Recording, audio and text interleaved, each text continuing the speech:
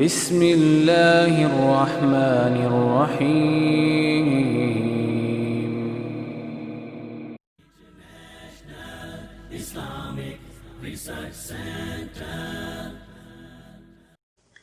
ایک اور بڑی پیاری چیز ہے جو اس حوالے سے ضرور آپ کے سامنے رکھوں گی. رسول اللہ صلی اللہ علیہ وسلم نے فرمایا کہ اللہ کے نبی نوح علیہ السلام کی وفات کا وقت قریب آیا تو انہوں نے اپنے بیٹے سے فرمایا میں تمہیں ایک وصیت کر رہا ہوں، اور یہ بات یاد رکھیے گا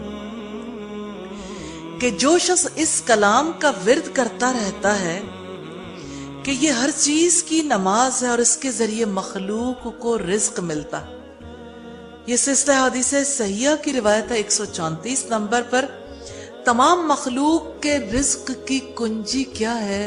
سبحان اللہ و بحمدہ، سبحان اللہ و بحمدہ.